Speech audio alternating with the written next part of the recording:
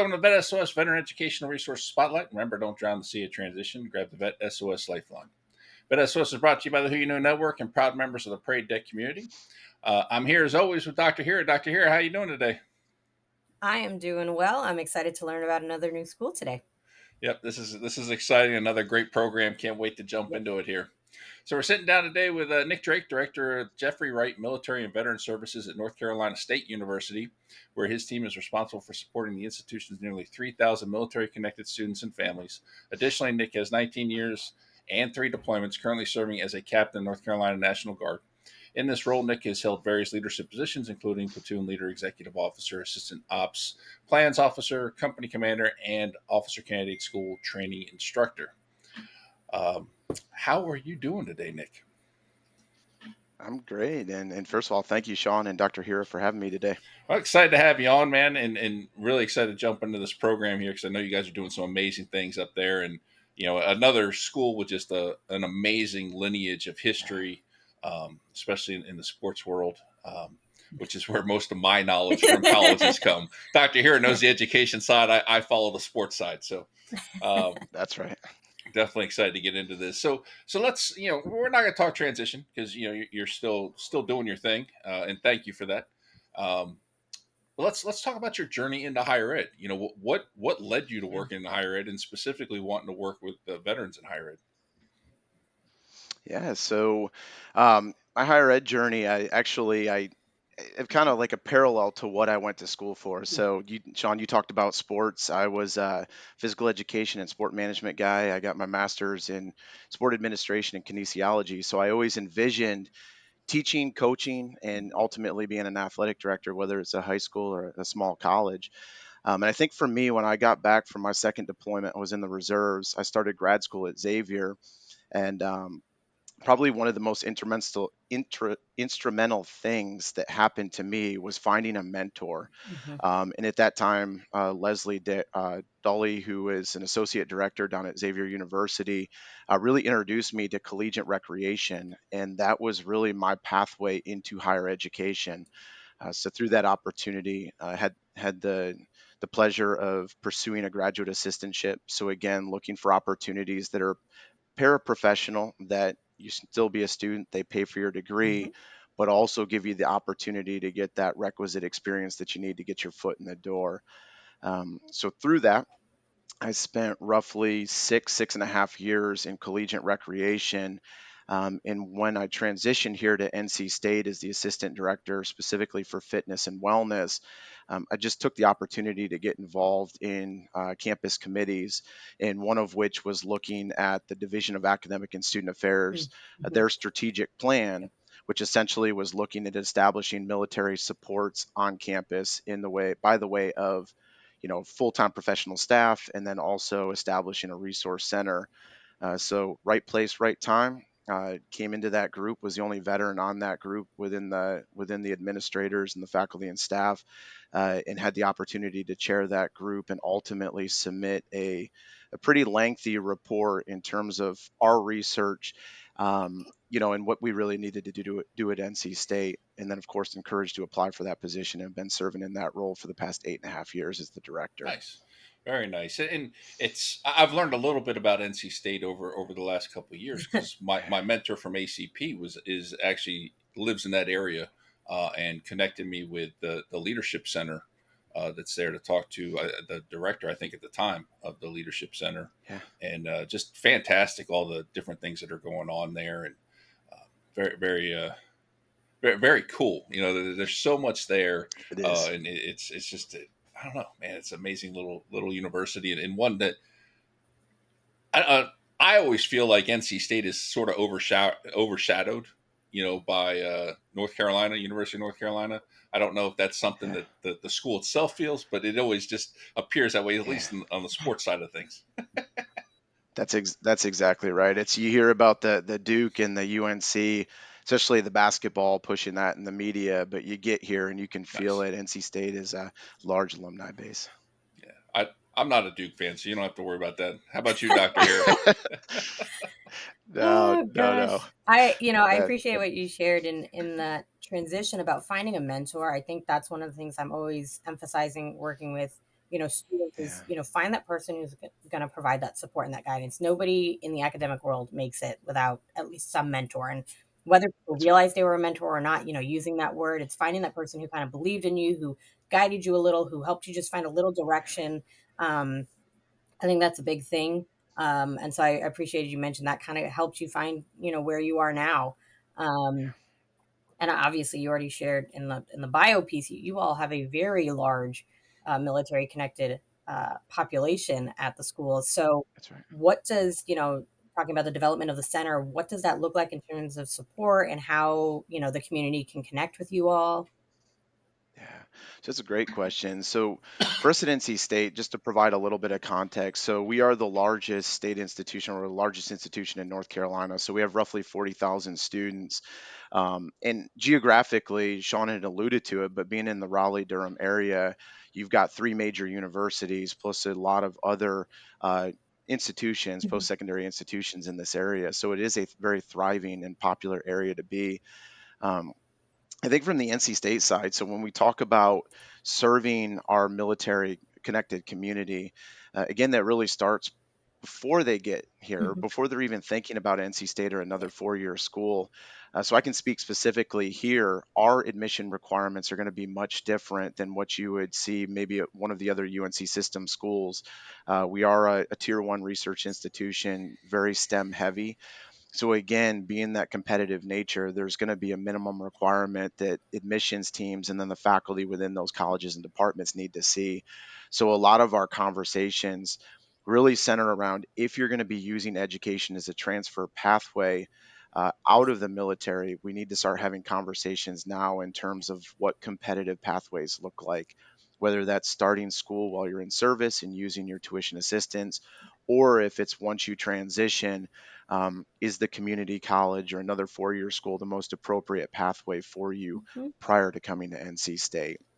And then, ultimately, I would say once the students get on ground, we have a lot of support. And this is really our bread and butter once they're on campus in terms of that transition onto it. We, again, 40,000 students in the military, it's you sit in a room, everyone's wearing a uniform, you know exactly who's in charge. There's a rank and structure in the military culture, right? You're not necessarily told how to do things, but you're given a right and left limit. Yeah. You come onto a college campus, there's 100 different offices on campus, and it's like, who do I talk to? What is my entry point, and how do I Mhm. get that ball rolling? And really, that's why we exist, is to help them there. And if you find yourself on fraternity row, there's no limits. So, That's exactly right. And there's other trouble that can come with that too. oh So yeah, I love it. So I mean, you talked, you mentioned the word community a couple of times there. So yeah, some of the things we've heard from other schools is the community involvement and things that people are doing to get beyond the walls of the college, the Yeah. university, and get out there and support the community as well. And so what's that look like for NC State and students who participate in your yeah. programs? It's a great question, and for us, again, I talked earlier about the Raleigh Durham area, and we are extremely fortunate because we have a lot of veteran service organizations. Connection to the VA resources here very heavy Yeah. with Durham, and then some outpatient clinics with the Raleigh Veteran Center. And then additionally, here at the university, again, we talk about supports on campus, Yeah. and many times what we find is that they're great and they do wonderful work, especially for the general student body. They're very much generalists in that area. So we're fortunate because we're able to tap into a lot of those specialized resources, those niche populations, if you will, that serve Mhm. military connected students. So for instance, resume writing, Mhm. you've probably heard it a million times, you experienced it, is articulating what I did in the military, Yeah. right? If I'm a senior NCO or I'm an officer, and company commander may not speak to the general population, but it's how do I articulate exactly what I did into leadership Mhm.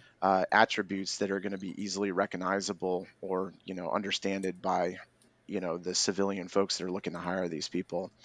And then Lastly, we talk about concerns with mental health, Hmm. underemployment. There's, food insecurities, housing insecurities. We're not immune to that, even at the universities. So again, there's resources on campus, but it is a wonderful thing to have support in the community and be connected with those organizations and those leaders. So when it does pop up on our radar, we're able to successfully connect these students to get the assistance that they need. Fantastic. Yeah. It's so critical because, again, I think people think school, I just have to go there and ask for school resources, something that's very Yeah. academic lane, and then it's again like, no, there are going to be lots of campus and community resources to help with your whole existence. So I think that's a That's vital right. part, and making sure the community knows that at every campus. Don't just come to us when it's an academic question or concern. Remember, we're here to look out for Yeah. you as a whole person. Yeah, that's right. And I would say one more piece to that too. And it's one of the big things because I don't regret it, but I wish especially going through as a reservist and having multiple deployments early on. So I had the interruptions. But once I got older, hindsight, is always 2020. You can talk, it's like being a parent talking to your child, like, what's in their best interest, but sometimes it's how do you get them to see it at that Yeah. moment in time. And being on a college campus, there are so many resources, there's so many ways to get involved. If it's not finding your veteran community and that's not your jam and you don't want to come hang out in the space, that's fine. But find one of those other student orgs or get involved through your college or your Yeah. department and embrace this experience, because at the end of the day you might be 10-20 years older than the students in school, and we can either complain about it or we can embrace it. This is it's our cohort, so this is who we're competing with and growing with in our profession. So And you hit another huge one there. Essentially, you're talking about Yeah. finding your tribe, right? And finding that group of people that's that you right. fit in with, and it's it, you do any length of time in the military, you're going to deal with different generations, different ages. And going to the college side of the house, it's really not that different. You're going to be, most likely you're going to be one of the oldest ones on campus, That's and that's right. all right. So tell us a little bit about the vet center and the different amenities there. Yeah, so it's really evolved over the years. So I became the inaugural director in late 2016, and we were given a space on campus. Wonderful location. So for us, it's very much interconnected in its community on campus, close to all the student service Hmm. functions, campus and community health, and then of course you have the counseling center and disability resource office. So historically, a lot of the services that our veterans tap into more frequently than not were connected in that community. Mm. So since 2016, we've really evolved. So starting back then, we just had an open space. We had a lot of walls in that space. Overall, the square footage was good, but the way in which it was kind of built up didn't necessarily fit how we needed to best serve our Hmm. students. So we did a lot of research. We did a lot of data collection over the next 5 years, essentially, and we raised a lot of money. So part of my role as a director is really getting into the fundraising, working closely with university advancement and development offices across campus. um, and that's led to several large gifts and then even smaller ones that help us operate within the walls that we have.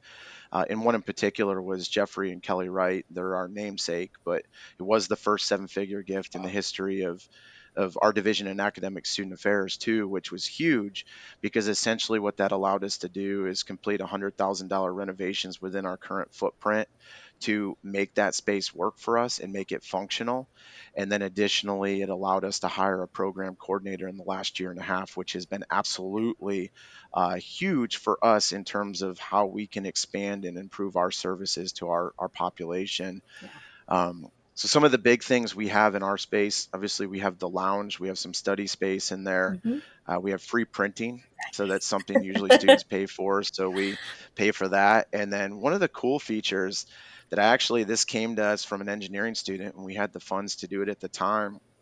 We've got two 3D printers in our space. So essentially, students that are in there, we talk about the STEM field, they can come in, they can do class projects on there, which they have Wow. several times. But we also, it's kind of funny how it evolved.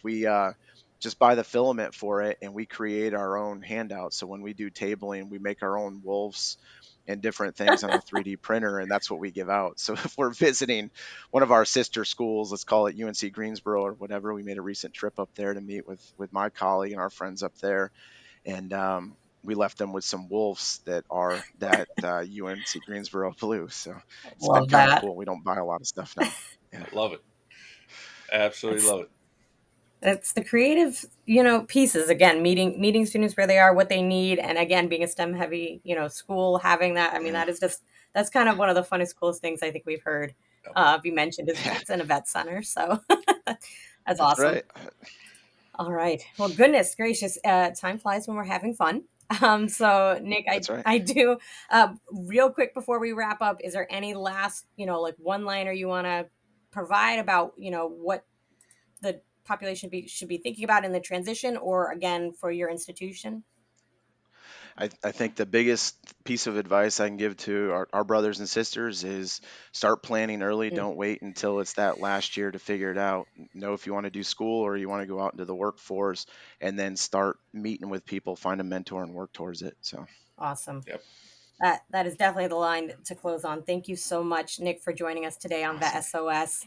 On behalf of the VET SOS family, we'd like to thank everyone for tuning in. You can find the VET SOS podcast on all your favorite podcast platforms. This includes YouTube and all the social media platforms.